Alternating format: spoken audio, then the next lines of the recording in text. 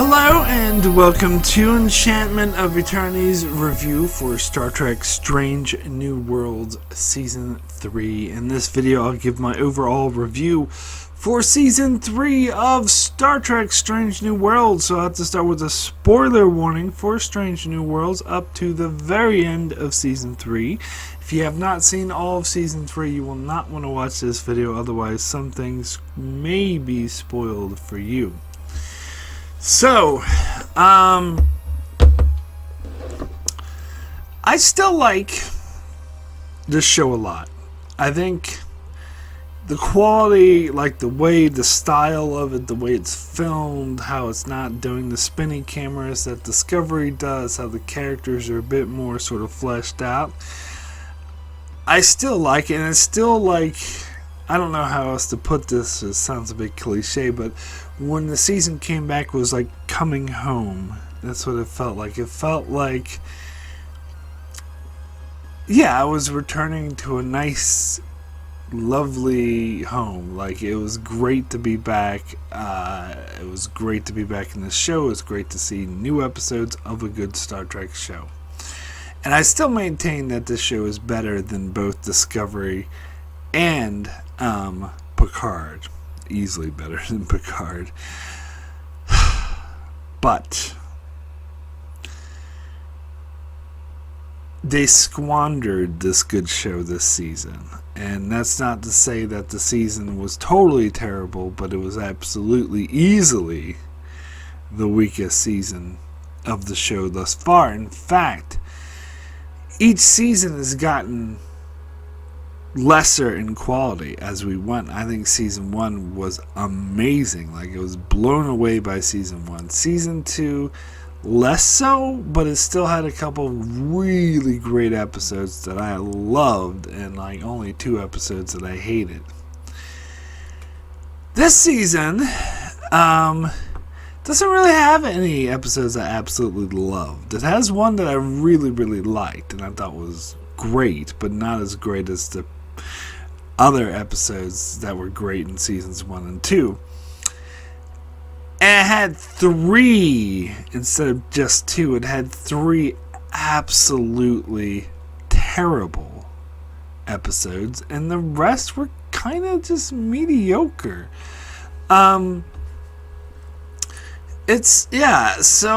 It was a massive disappointment, and I know Strange New Worlds could do better, and it's very frustrating because it's funny because when I listen to them, before the producers or people attached to the show before the season comes out, they're always like, "Oh, we're gonna be even better. This season is gonna be so amazing. We're taking all these risks and we're doing all these, taking all these high chances and doing these risks." Problem is, unfortunately, what I've learned, taking risks and like being risky and taking chances actually translates to doing gimmicks, doing very gimmicky things. That's what they said about the musical episode in season 2. They're like, "Oh, we're taking risks and doing high chances," and that was just turned out to be one giant gimmick. It's just it's the cliche of the musical episode that Buffy and these other shows have done. Like, let's be like that, and so this year had several gimmicks. It had the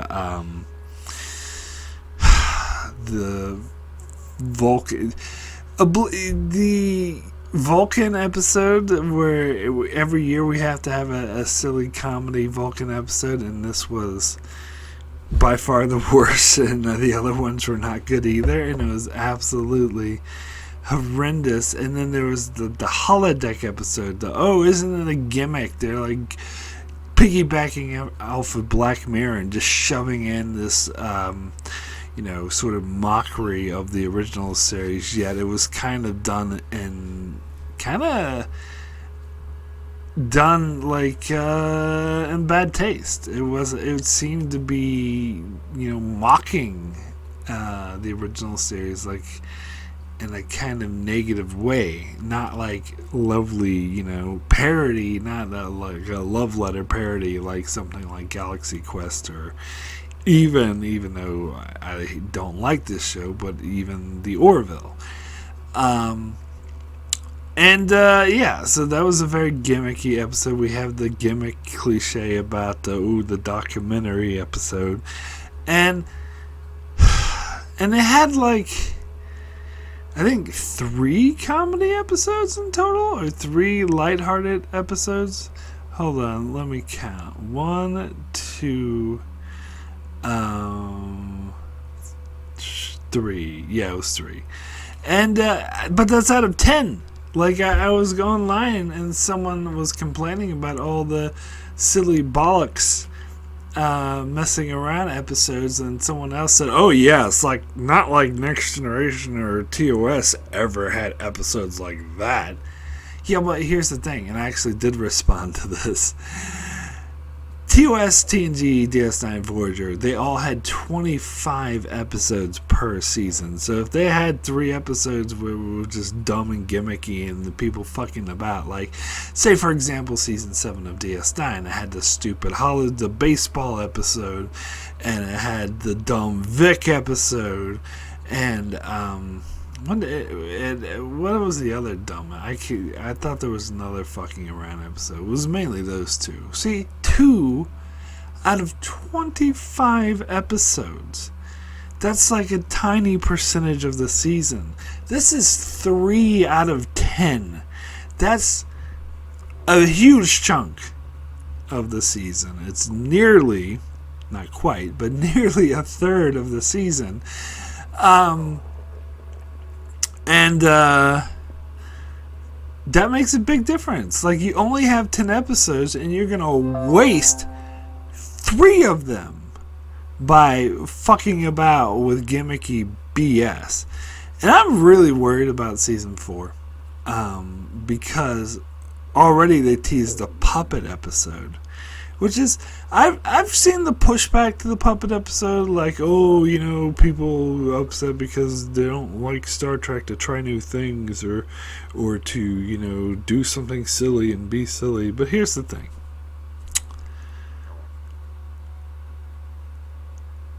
It's gimmicky. It comes off to me as corporate people just being like, oh, what can we do to grab people's attention and get more eyeballs on this show, and it's not done in the service of great storytelling. It's not done in the service of these great characters and this great show that they invented. Instead, they're just falling back to just gimmicks. And so, yeah, I'm worried about season 4 because I heard in an interview them saying, oh, season 4 is going to be the best season yet. It was amazing. Oh my, and the actors were, oh, I'm so impressed when I got the scripts. You're going to love it. But here's the thing. Like, well, for one, whatever the show is, the creators, writers, actors say that about any season. Practically, the actors weren't as kind. Game of Thrones season 8, and when it came out, we found out why. But a lot of shows I hear the showrunners would be like, "Oh, this is even the best season ever," and then it comes out and it's like either mediocre or not good. So they always say that, but actually, them saying it this time worries me more because that's what they said about season 2 and 3. They're like, oh, this is going to be really wild, really out there season. We're taking risks. Although I don't know if they specifically said taking risks for season 4, because that's the phrase that really worries me. Because it, as I said, it translates into doing dumb gimmicks to try to grab people's attention instead of doing good stories. So I hope I'm wrong. I hope the puppet episode's the only bollocks. Because you can have 1 episode of bollocks in the season. But not 3, especially in a 10 episode season. And for the record, and those who are familiar with my channel will probably know this, I never liked these dumb bollocksing around episodes, even in TNG, TOS, and Voyager and DS9. Like, people know, like, I mentioned the baseball episode and the casino heist holosuite episode, and people know I hate those two episodes. And most of the fistful datas and shore leave and all these goofy messing around episodes I tend to not like. It's always been my opinion of Star Trek. But I could look past it because 25 episodes per season, not all of them are going to be great. Some of them are going to be silly. And so, as long as the majority of them are good, then that's fine. But the problem is the 10-episode season, that's a huge chunk that you're throwing away. And it's not like the other episodes this season were masterpieces to begin with. Not like season 1, almost every episode was good in season 1. Even the stupid Vulcan comedy episode was decent.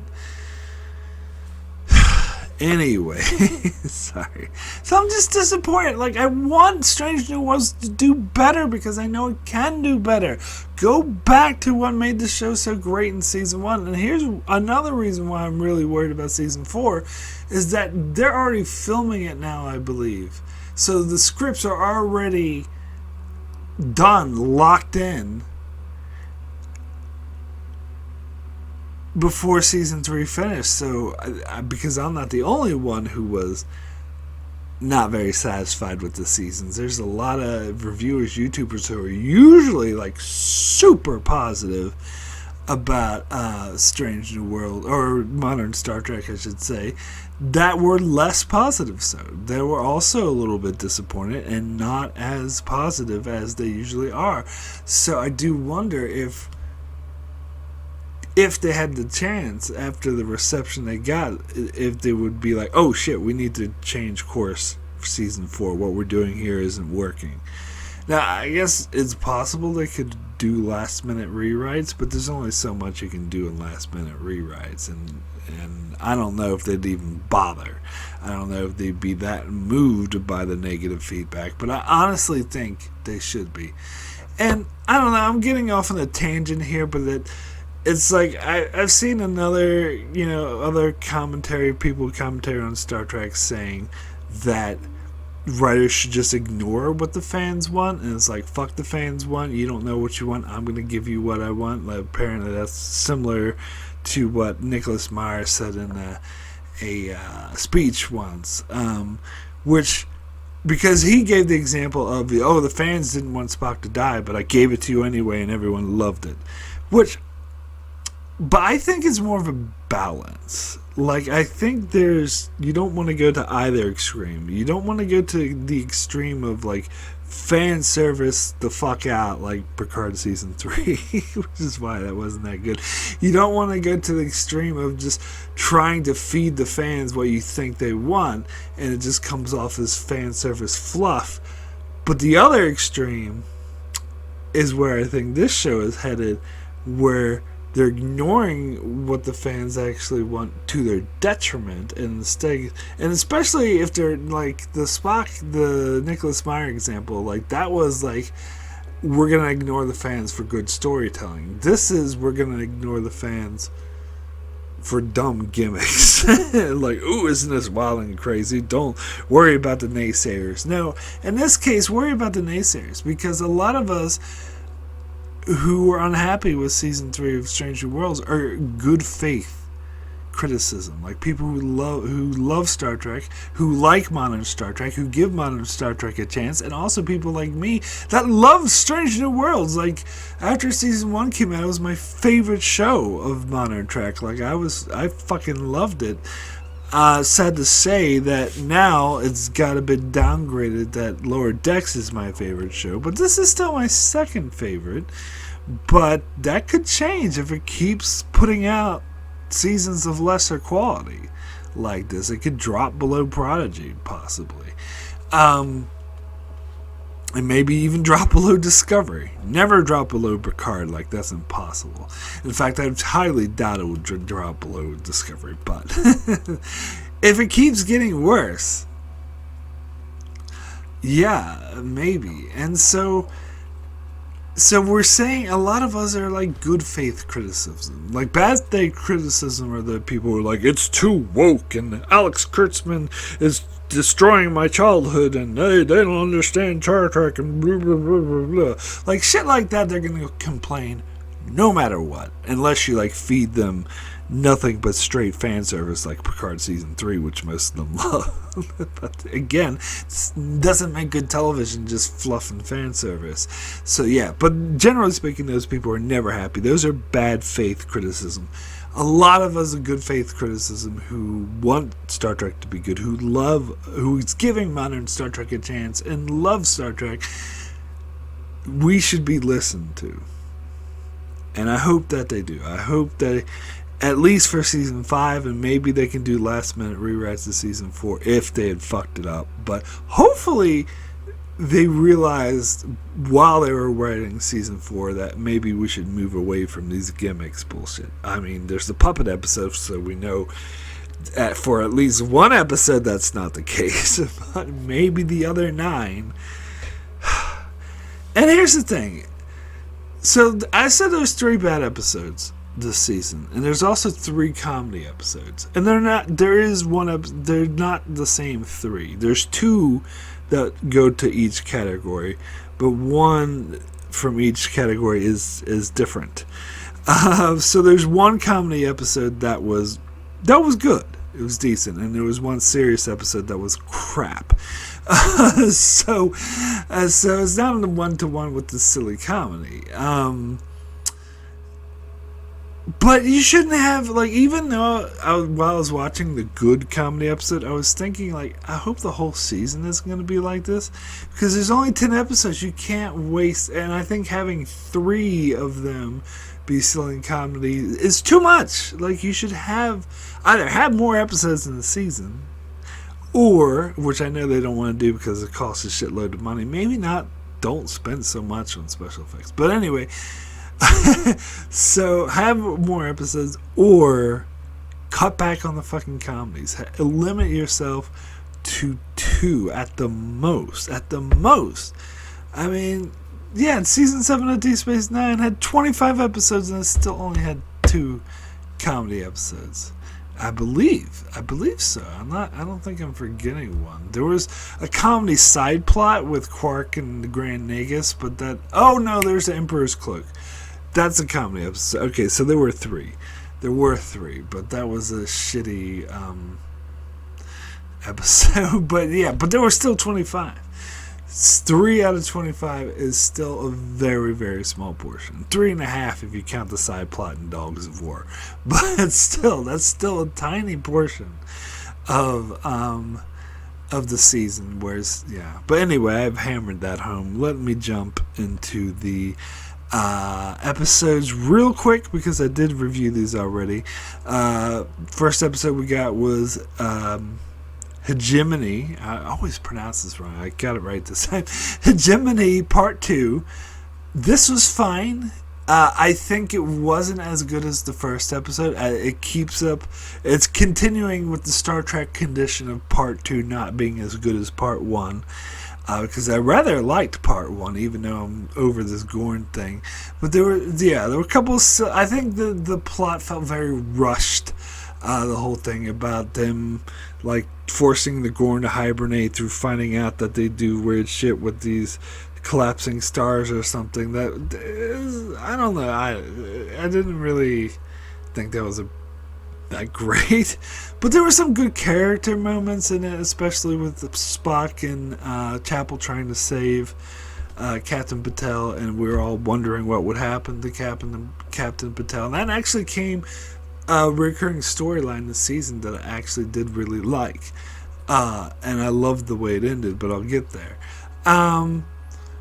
But it was also obvious that they had the Gorn hibernate or whatever because as a way to be like, okay, we're not going to do any more Gorn episodes, or at least episodes where the Gorn are the main villains, which I approve because I didn't like the Gorn as the main villains, especially the whole thing about them being just evil monsters, but I'll get more into that later.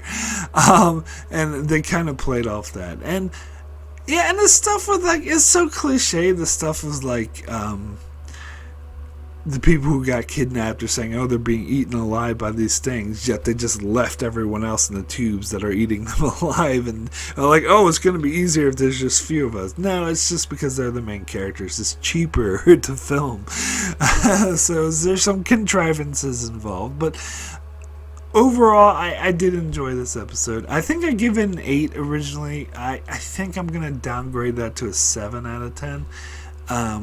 I don't know, maybe I need to watch it again to get it fresh in my head, but I feel like, yeah, it was more of a 7 than an 8. Or if maybe I did give it a 7, I don't remember. Anyway, next episode is Wedding Bell Blues, and this is the one I was talking about that was a comedy episode that was actually good. There is a bit of fan service in here, but I actually think it works. So it confirms once and for all that Trelane is a Q, and I know some people had issues with that, and like, oh, this is just a fan theory, and this is fan canon or whatever, and there was that book, Q Squared, which, by the way, I loved that book, but I disagree. I think it makes sense. And obviously that's not what they intended, because Trelane, Q was kind of based on Terrain. Like, it was just Gene Roddenberry was just going back to his old tricks and just, being derivative of his own works and just writing something similar to what he wrote before. He never intended for them to be the same species, but if you look at it in the pantheon of Star Trek and the big picture, I think it makes sense, and Rhys Darby did a great job as Trelane. It was a bit too silly for me at times, and I would never say it's my favorite episode, but I enjoyed it. It actually was, dare I say, a fun episode, and it also sort of, tied up the Spock and Chapel, so there was actually some heart to the episode too. That Spock coming to the realization that he needs to let her go. Like, so there was something nice about it too. So there we go.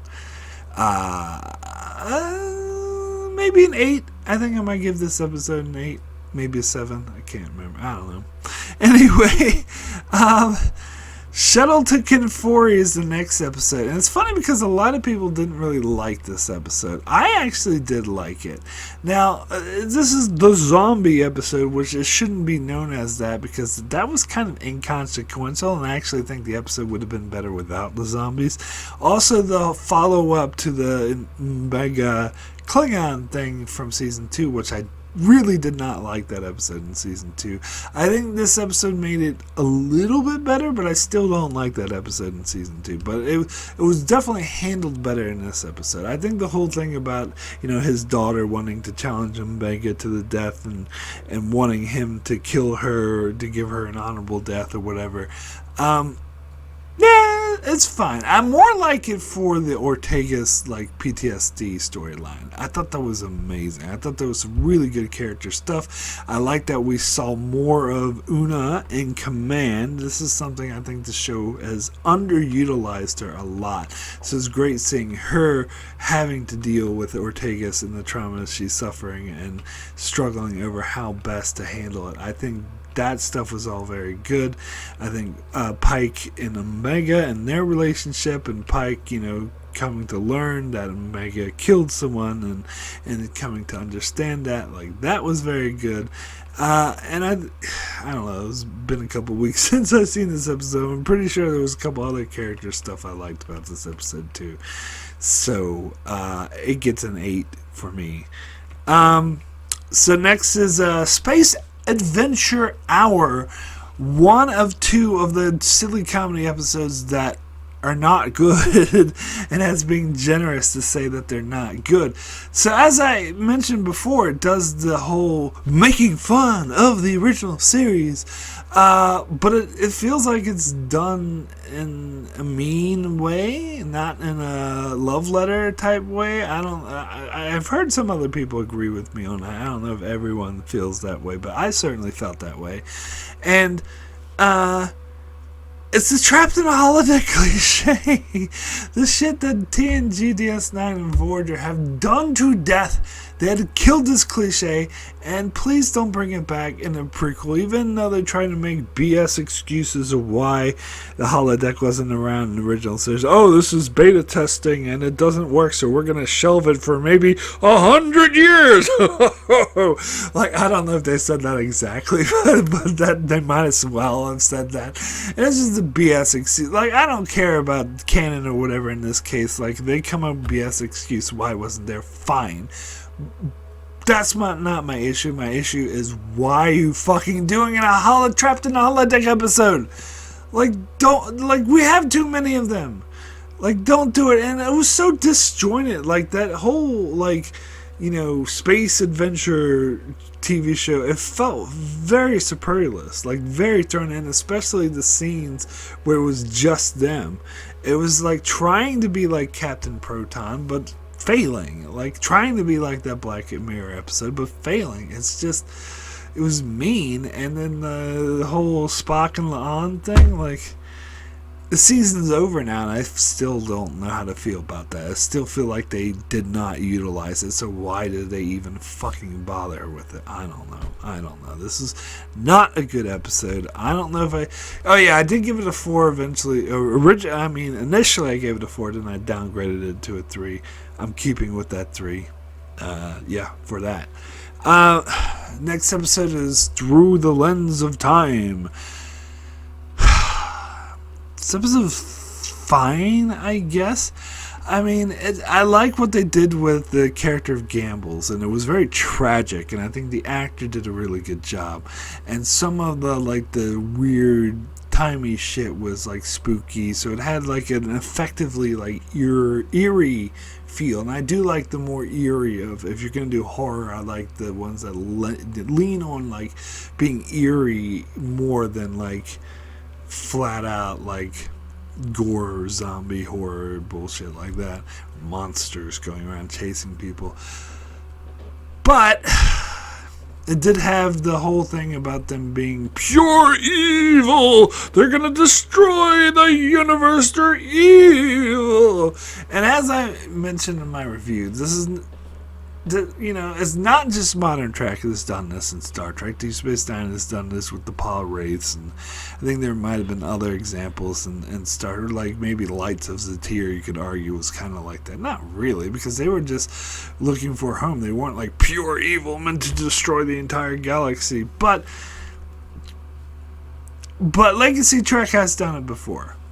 Modern Trek does it even more, though. It does it more often, and it does it too much.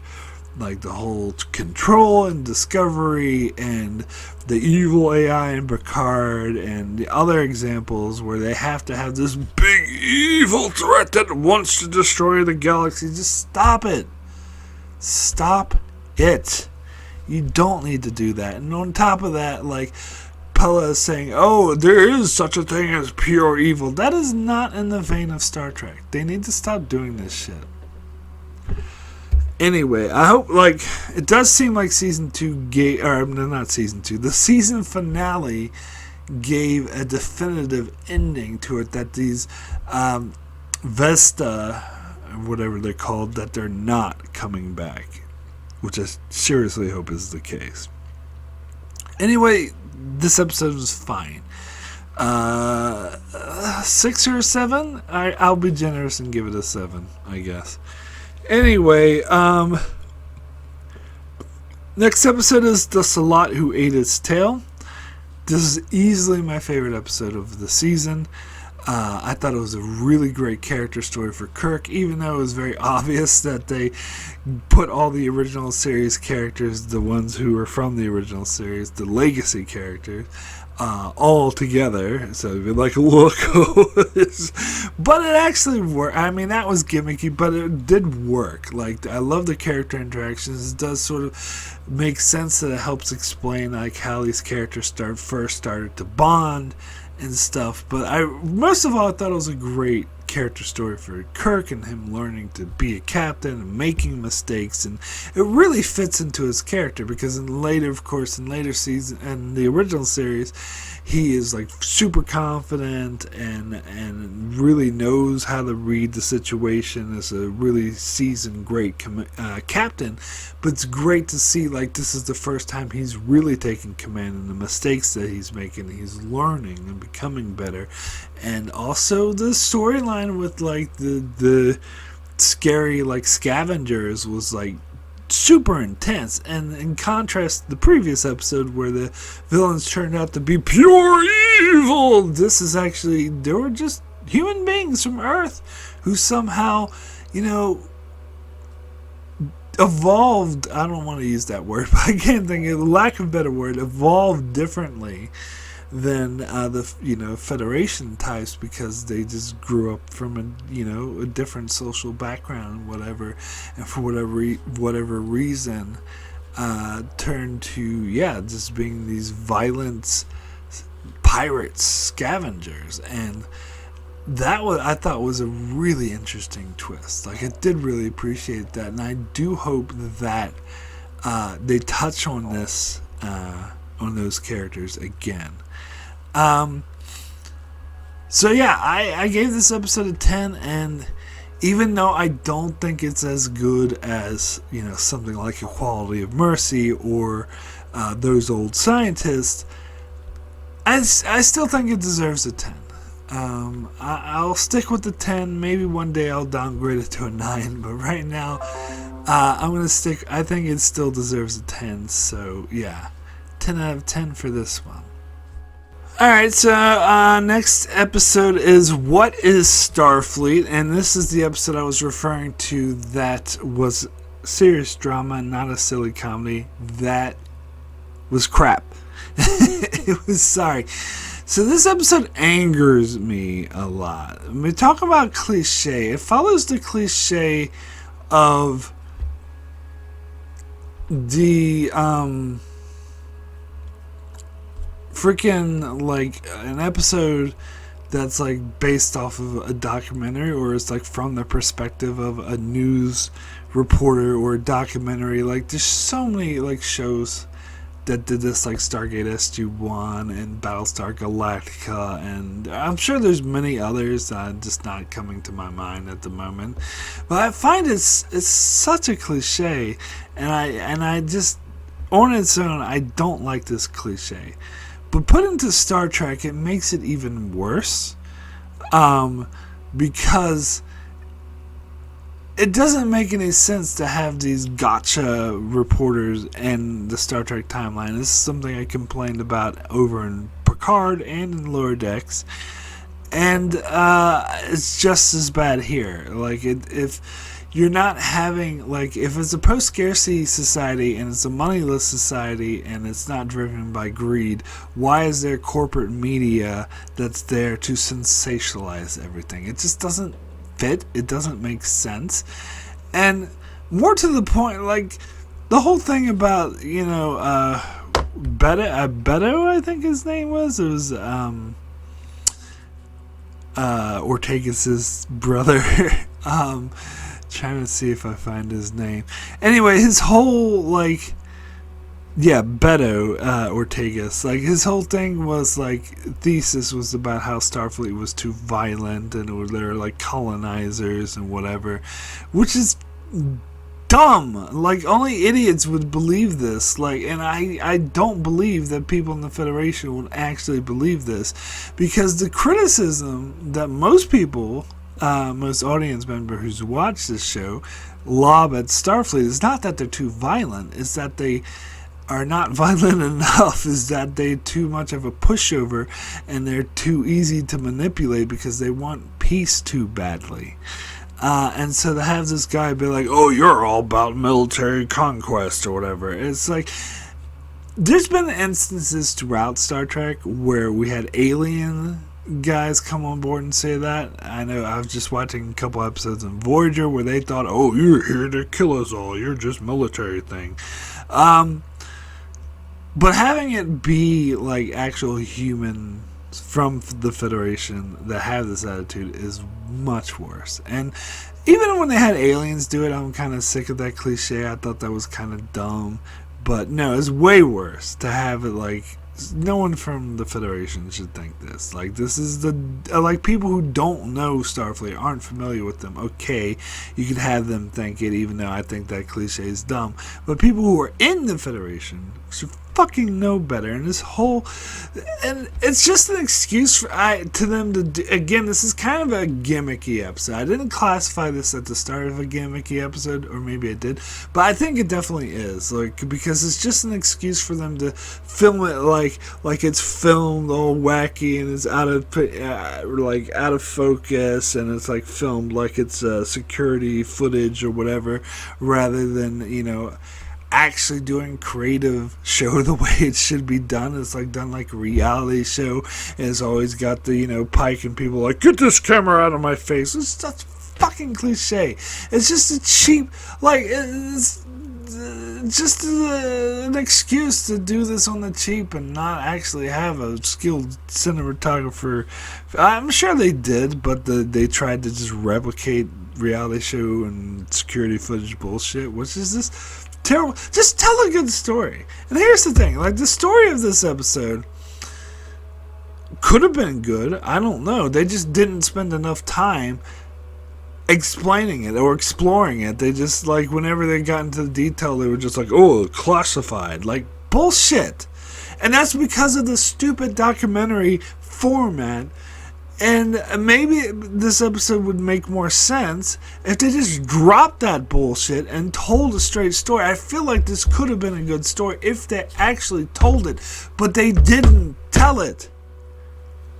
And honestly, I've started to get more angry at this episode and hate it more since I made my review. I think I gave it a 3 out of 10. If I gave it a 4, I was totally wrong.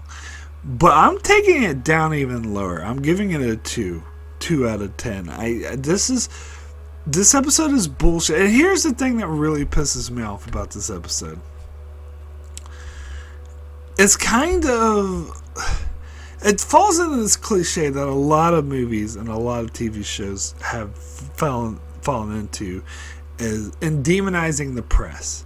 Being like, oh, these are nosy, like, idiots who don't really know what they're talking about, and they're trying to come in and with, bias against what they're reporting about, and so they're just trying to confirm that bias, and they don't want to listen, and they don't really know what they're talking about, and they're just trying to, you know, portray a slanted picture of the great military service and or the great government or the great, like, establishment, or however you want to put it, and they're just dumb reporters. This is exactly the kind of storyline, episode, message, commentary we do not need right now when we're at risk of losing freedom of the press, and as freedom of the press is directly under attack.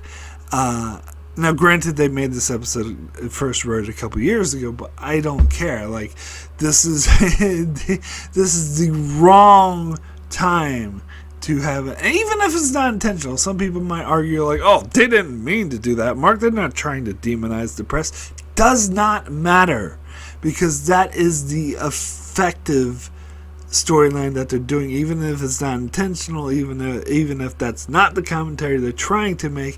It is a very good common way to read this, because the Beto guy is obviously absolutely wrong, and he came in with this agenda they try to fit it in, which absolutely did not fit. And that's one of the reasons why I'm really angry at this episode. In fact, I was very close to even calling this the worst episode of the season and giving it a 1. But But it's not as bad as the next episode, which is 4.5 Vulcans. This episode is... I feel like saying it's bad is like a gross understatement. Like, what the hell were they thinking with this episode? Like, it feels like they were trying to be funny, but it was not. It was not funny at all. And it does feel like that they sacrificed common sense, they sacrifice character stories, they sacrifice any consistency, not just with the greatest Star Trek franchise, but with Strange New Worlds, with the own show. They sacrifice any consistency, any like logical storyline, any interesting plot line. They sacrificed all of that in the name of comedy. And it wasn't funny. Not at all funny. And it does have some sort of, like the whole thing about, oh, we're true Vulcans, we think you're just a half Vulcan.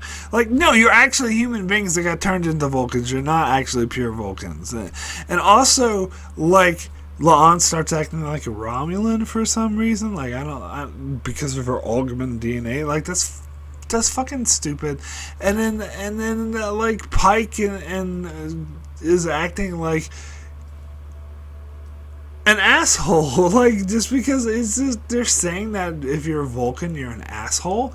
Like, and then Chapel starts, like, they do over the top behavior that Vulcans have never done on Star Trek, even when they had the Vulcans being assholes in like Enterprise or the baseball episode. Like, they still weren't this bad. Like, this is way over the top, and it doesn't make any sense. It's silly. It's not funny.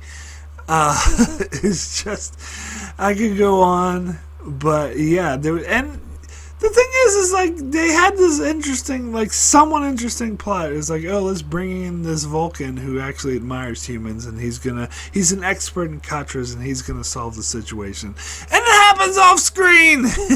They don't even show it. That's one possibility that actually is like, this could be interesting, and they skip it! And the best scene of the episode is a post-credit scene. But even that was a bit dumb. So, no. This is a 1 out of 10. This is one of the worst episodes of Modern Trek. Such a shame. Such a shame that the season had this. Anyway, next episode is Terrarium, which I thought was a really good Ortegas episode. We finally get an Ortegas episode, and I think it was a good character episode. It is a cliche. It is the enemy mine cliche. Not at its worst. There was the episode Dawn and Enterprise, which was a lazy, half-assed attempt at the enemy mine cliche. That episode was so terrible. And they also did the enemy mine cliche in the episode The Enemy in TNG, and I would say this is almost on par with that for the most part. There is some caveats to that. I would say, yeah, it was a fascinating episode, and I totally bought the journey of Ortegas befriending a Gorn. I think it was, yeah, that was really powerful. Now, I did have the old cliche about, oh, we're on a timetable, we gotta leave at a certain time, and we only have so much time to search for them. And it's like, why? Why? As is the same thing with the Space Adventure Hour episodes. Like, why are you scheduling important things and you're going off and doing these dangerous missions while you have something else important that you have to do right away? Like, it doesn't make it. It's dumb. It's a cliche that the TOS has done. It's dumb then, and it's dumb now. But my biggest gripe with the episode is actually the ending, because, and I know not everyone agrees with me on this, but I didn't like the ending. It felt rushed, and the whole thing with La'an killing the Gorn, like, they never really dealt with that. Like, the season's over, and they never dealt with the repercussions of that. But my bigger issue is, like, regardless of whether or not you can buy it, and I don't really buy it, because why did they do beam of security down with rifles when they're on it's not a hostile mission. They didn't know there was going to be Gorn there. They didn't know there was going to be any enemy there. They were there to rescue Ortega. So why are they coming up with like military attack, like marine gear? It doesn't make any sense, and it's just so contrived. It's like so they could like shoot the Gorn, and it just happened too fast too. And just for the fact though that I think the episode would have been much better if they didn't. Regardless of whether or not I buy it, I think it would have been better storytelling, more interesting. You could have better character beats. I mean, the whole point to have is so Ortega's could be torn with what La'an is, but they don't even address it. They don't only address it in this episode or the next. The next episode is forgotten. So why are you wasting a good storyline? Like, it just seems like an easy, lazy way to just sweep that storyline under the rug. Let's just have La'an show up and kill the Gorn. I really did not like that. So that's the main thing I didn't like. I also didn't like the fucking Metrons. Like that's shameless fan service, and it seemed to not like fit anything, and it's just like, oh, we're gonna erase your memory so it keeps with canon. And it's like, I never liked the Metrons to begin with. Like, they're just arrogant fucks as far as I'm concerned, and we don't need to see them again. That was just a piece of dumb fan service. So I think I give this episode a 6. I think it could have been much better, but the ending kind of puts a damper on everything. So, get to the finale, New Life and New Civilizations. This episode's it's a mixed bag for me. And I said when I first reviewed it, like, I did not know how to feel about it. And I stand by that. I love the ending. I think the Inner Light ending was amazing. I just wish it had a better build up to it. But goddamn, did I ever love that. Like, if I was judging that sequence by itself, it would be like my second favorite episode of the show. Loved it. I would give it a 10 out of 10. It brought me to tears. And I think it was a beautiful way to end the Patel storyline, because we know, you've seen the menagerie, so we know that Patel and Pike are not going to be together in several years, but we don't know how. So it's very ominous, and they were teasing with ever since the end of season 2, where she had got impregnated by the Gorn baby or whatever, that her life was in danger. And all season they'd never like solved it entirely. It was always just like they kind of did a weird thing with integrating it into her body or some shit, and so there was always the feeling there that wouldn't take. And I don't know, when I was watching this episode and she said that she was coming on the mission, I really had the strong sense that she was not coming back from this mission. So there was a sense of ominous hanging over her all season. And I think that the way they resolved it by... Now, her turning into a statue is pretty stupid. But the way they resolved it by... And the fact she had these superpowers or whatever is really silly. But the way they resolved it by having her and Pike live an actual lifetime together is kind of like the Inner Light. And Pike having that experience, and her wanting to have that life with him, and actually did. They shared that reality together for a lifetime. And that's actually a beautiful way to send her off. That she gave that gift to him. Instead of, it was a beautiful way to end the storyline. I thought it was absolutely amazing. I stand by that 100%.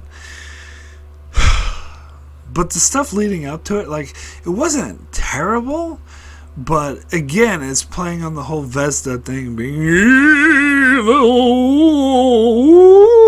and I and it also felt rushed, like the whole shit with the manga.